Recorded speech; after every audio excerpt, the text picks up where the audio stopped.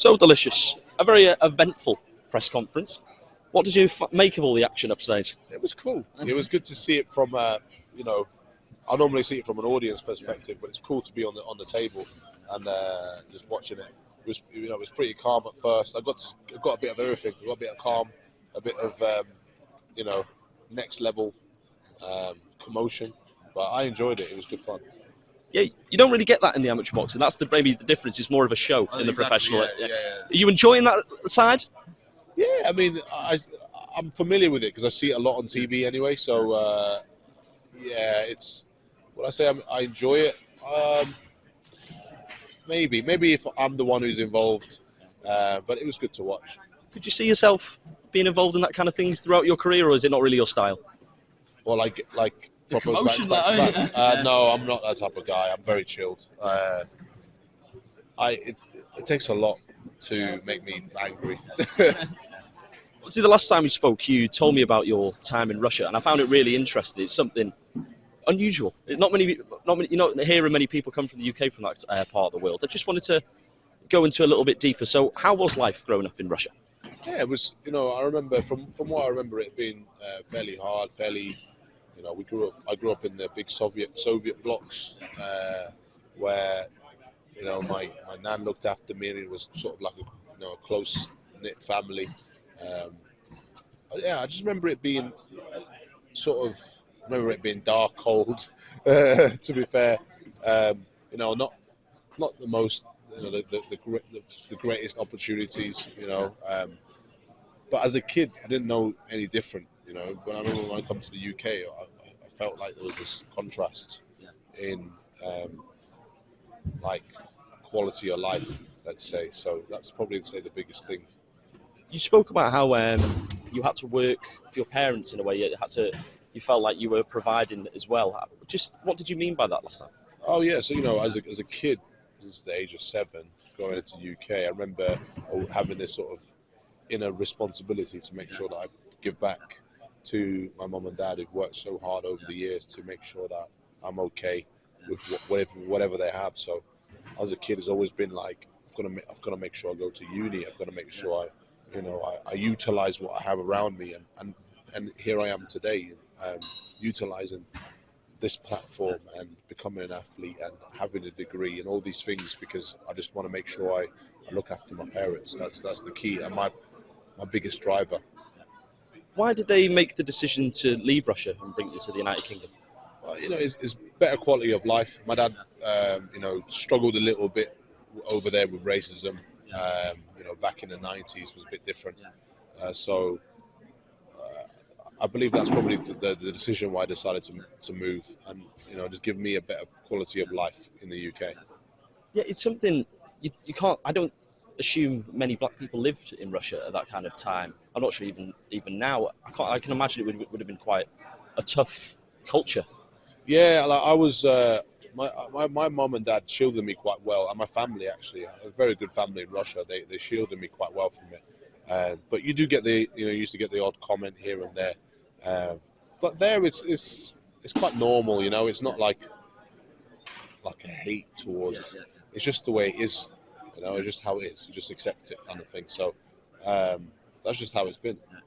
I'm guessing your parents don't look back on their time in Russia fondly, or they probably. I mean, my mom. Look, technically, my mom has lived there. Just had childhood, and just growing there up there and stuff. So, I don't want to speak for them. They probably did have my mom probably she did have a fantastic time. We got an amazing family up there. So, but times were hard, and that's probably why one of the reasons for her the move was easier, as in terms of the decision. What was it they did in Russia? What was their jobs? So they were actually studying at the time. Oh, okay. Yeah. So because my mum was in her early 20s. Well, both of mum and dad were in their early 20s, so they were uni students at the time. We've both been to uni. We know the struggle. We know the financial struggles. We know it was difficult. Yeah. So and then they had me a little bit after, and then that's when we decided to move. Yeah. So your professional debut is finally here. You only get one. So how important is it to show everyone just what Delicious Orie can do? Very much so, because I know that this one is like you said, you only get one. People remember you for this one. So no matter how much work I've done in the gym, it doesn't matter. All it matters is what am I going to perform this Saturday. So And how have you found this training camp compared to your time on Team GB? Because I know you're staying in Sheffield, but those camps are tough on GB.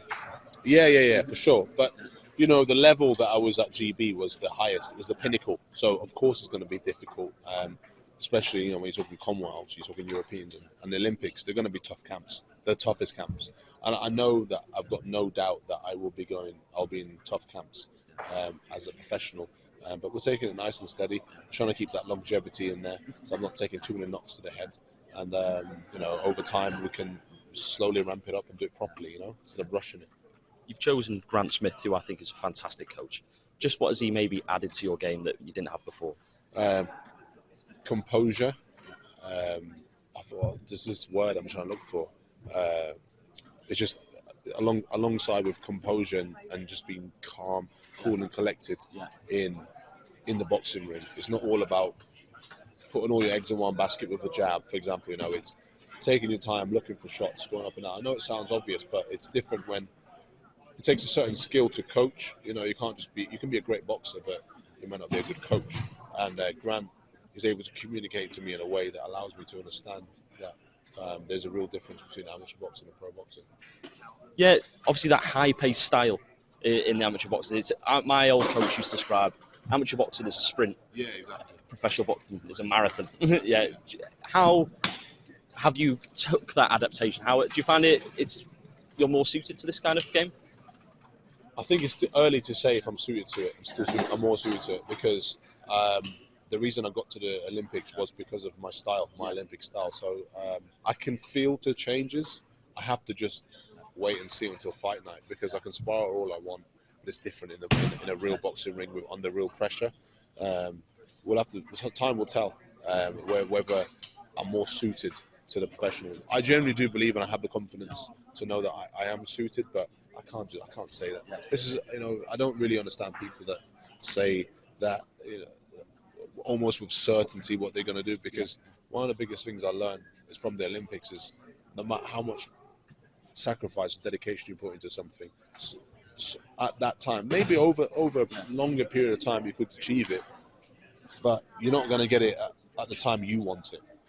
You're going to get it at the time whatever you believe in, universe or God wants it for you. And it's as simple as that. So for me, it's like, I'll see what I can do. And I do genuinely believe in myself and I'm confident.